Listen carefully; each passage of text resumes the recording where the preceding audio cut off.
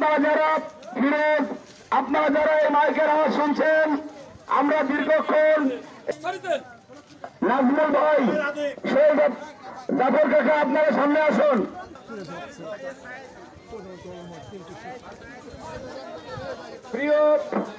প্রিয় এলাকাবাসী, ইতিমধ্যে আপনারা অবগত হয়েছেন এই জোয়ার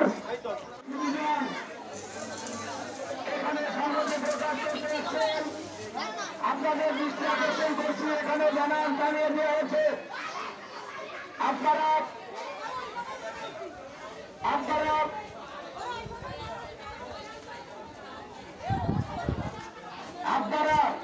এই ব্যানারের নিচে দাঁড়িয়ে এই বিধান হত্যার বিচারের দাবিতে সংহতি প্রকাশ করে কথা বলবেন।